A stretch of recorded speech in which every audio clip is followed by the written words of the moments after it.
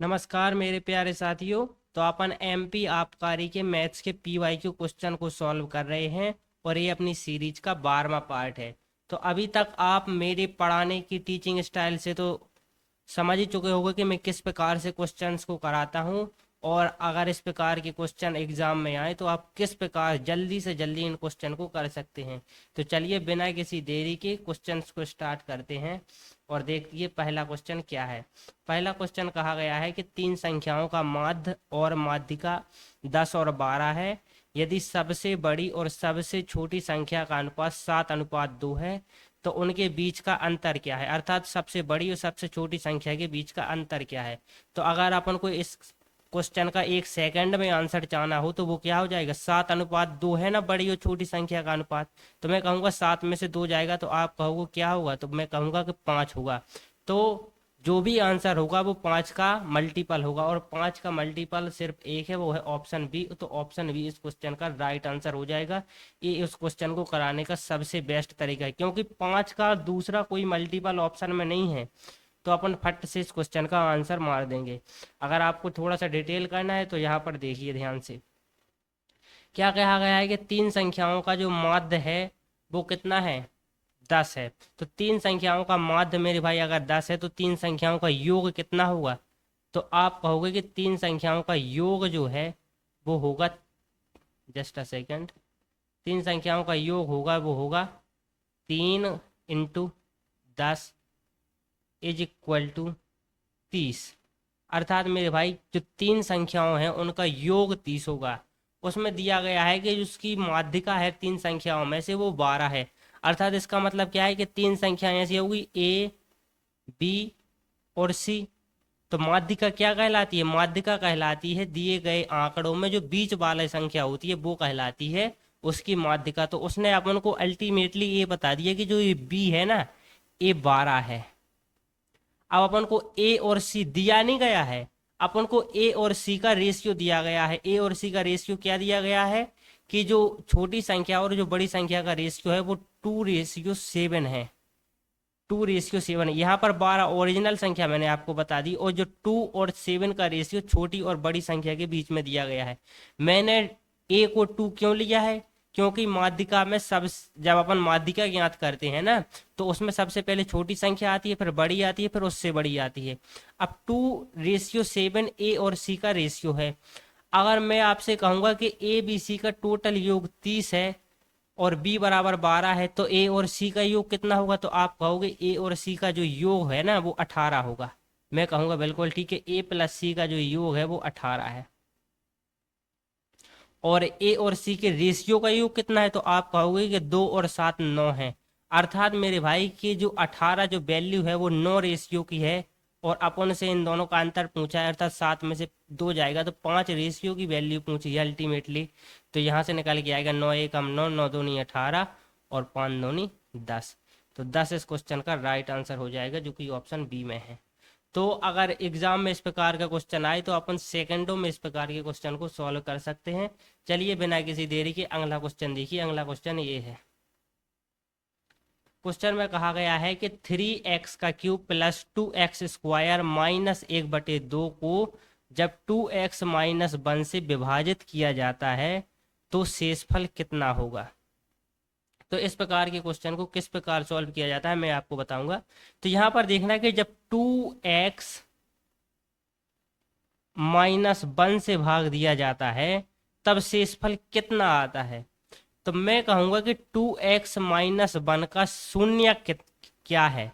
शून्य का मतलब क्या होता है मैं आपको बताऊंगा। शून्य का मतलब होता है कि 2x - 1 के बराबर 0 रखो। तो यहां से क्या निकल के आएगा, 2x बराबर निकल के आएगा 1, और x बराबर निकल के आएगा 1/2। तो मैं ये कहूंगा कि 2x - 1 का जो शून्य है वो क्या है, 1/2।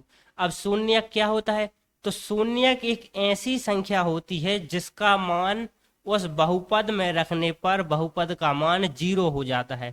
मैं आपसे कहूंगा कि उदाहरण के लिए जो x बराबर अपन ने 1/2 निकाला है ना, इस 1/2 को 2x - 1 में पुट करो आप।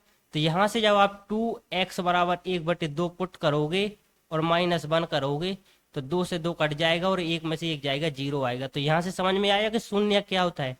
तो शून्य एक ऐसी संख्या होती है जिसका मान बहुपद में रखने पर उसका मान 0 हो जाता है। तो अपन ने x की वैल्यू निकाली 1/2। अब अल्टीमेटली अपन ये कह रहा है कि 2x-1 से अगर इस 3x का क्यूब प्लस 2x² माइनस 1/2 में भाग अपन दे रहे, तो मैं ये कहूंगा कि शेषफल अपना 0 आ रहा है। अपन ये मान रहे हैं कि अपन को शेषफल ज्ञात करना है, तो लेकिन अपन ये मान के चल रहा है कि जब अपन 2x-1 से इसमें भाग देंगे तब अपना शेषफल 0 आएगा। और जब अपन ऐसा मान रहे हैं तो इसका मतलब यह है कि 3x का क्यूब प्लस जो 2x² माइनस 1/2 है, इसका भी एक शून्यक 1/2 होगा।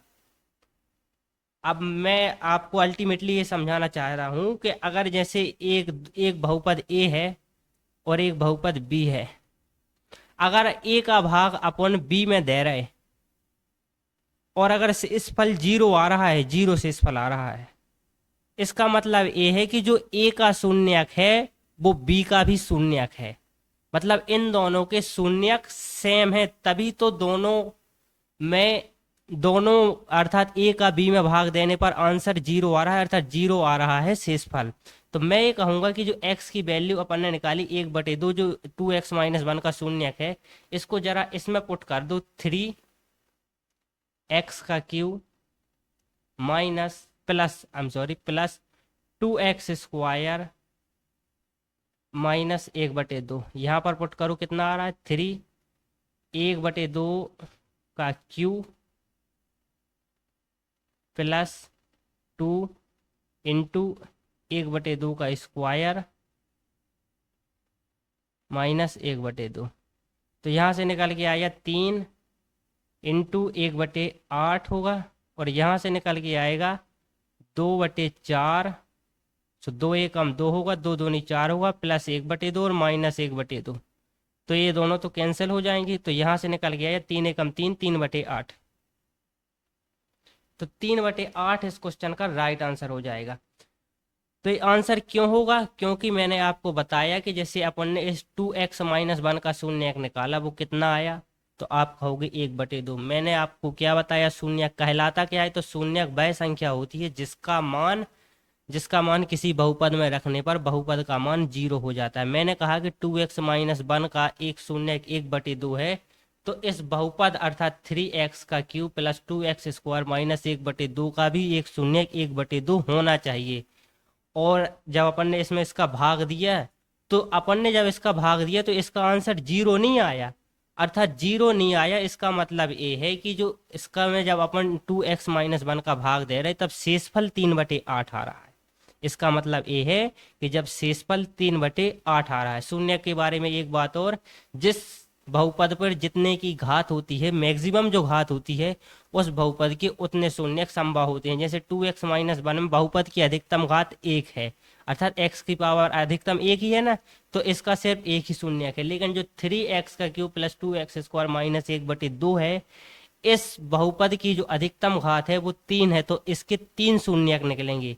लेकिन अपन ने निकाला 2x-1 का एक शून्यक x बराबर अपन ने 1/2 निकाला, और अपन 1/2 को इस जो दूसरा बहुपद दिया गया है इसमें अपन ने जब इसको पुट किया तो अपन को वैल्यू मिली 3/8। अपन समझ गए कि वैल्यू आना चाहिए 0, क्योंकि 2x-1 का एक शून्यक 1/2 है। तो अगर 1/2 इसका शून्यक है तो इसका भी होना चाहिए। लेकिन जब अपन ने 1/2 को इसमें पुट किया तो अपना आंसर 0 नहीं मिला। तो 0 नहीं मिला, अपन को जितना आंसर मिला वही इसका शेषफल हो जाएगा। चलिए अगला क्वेश्चन देखिए। मैंने आपको बहुत ज्यादा डिटेल में इस क्वेश्चन को समझा दिया। देखिए अगला क्वेश्चन ये है।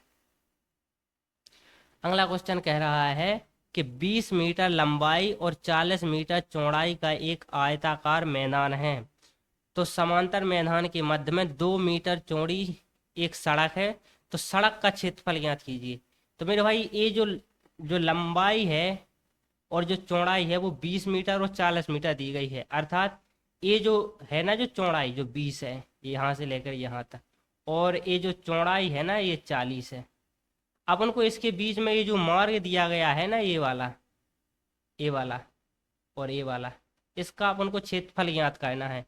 तो मैं कहूंगा कि इसका जो क्षेत्रफल होगा वो क्या होगा, दो, अर्थात ये दो है ना, इसकी मार्ग की जो चौड़ाई है वो दो है, और मार्ग की जो लंबाई है वो इसके लिए 20 है, और चौड़ाई तो सेम इसके लिए भी दो है, लेकिन इसके लिए लंबाई 40 है। तो मैं यहां से कहूंगा कि इसका जो क्षेत्रफल होगा वो होगा 2 × 20 प्लस, क्योंकि आयत का क्षेत्रफल क्या होता है, अल्टीमेटली आयत ही बना, आयत का क्षेत्रफल होता है लंबाई गुणा चौड़ाई, तो 2 × 20 प्लस 2 × 40 माइनस करना पड़ेगा इसमें से अपन को इसको, क्योंकि ये क्षेत्रफल दो बार काउंट हो रहा है तो अपन को इसमें से एक बार घटाना पड़ेगा। तो इसका क्षेत्रफल कितना होगा इस कॉमन इलाके का, तो इस कॉमन इलाके का क्षेत्रफल होगा, क्योंकि इसकी लंबाई इतनी भी दो है मेरे भाई और इतनी भी दो है, तो इसका जो क्षेत्रफल होगा वो 2 दूनी 4 होगा, 2 × 2। अब इसको जरा सॉल्व कर लो, 20 दूनी 40, 40 दूनी 80, 120, 120 में से जब 2 दूनी 4 जाएगा तो 116 इस क्वेश्चन का राइट आंसर हो जाएगा। तो एकदम सरल क्वेश्चन था, आशा करता हूँ आपको समझ में आया होगा। चलिए अगला क्वेश्चन देखिए, अगला क्वेश्चन ए है। क्वेश्चन कह रहा है कि एक इमारत की मरम्मत 15 दिनों में 27 व्यक्तियों द्वारा प्रतिदिन 4 घंटे काम करके की जा सकती है, तो प्रतिदिन 9 घंटे काम करने वाले 20 कर्मचारियों को कार्य करने में कितने दिन लगेंगे। तो इस प्रकार के क्वेश्चन को बिल्कुल एक लाइन में सॉल्व करना होता है। किस प्रकार से, देखिए मैं कह रहा हूं कि कर्मचारियों को जो कार्य करने में दिन लगेंगे वो एक्स लगेंगे। तो यहां से देखिए 15 दिन लग रहा है, पहले 15 दिन कितने व्यक्ति, 27 व्यक्ति, कितने घंटे, 4 घंटे, इन तीनों का गुणा कर दो और इसके बराबर कर दो कितने, अपन से क्वेश्चन कह रहा है कि 9 घंटे लगते हैं 20 कर्मचारियों को, और एक्स 20 कर्मचारियों को अपन कह रहे हैं एक्स दिन काम करते हैं। अब इसको सॉल्व कर दो, 9 एकम 9, 9 × 30 = 27। अब देखना यहाँ से 5 × 3 = 15, 5 × 20, 4 से 4 उड़ गया, 3 का 9, तो x बराबर 9 एक लाइन में आंसर आ गया। तो 9 इस क्वेश्चन का राइट आंसर हो जाएगा। तो इस प्रकार से इन क्वेश्चन को सॉल्व कर सकते हैं।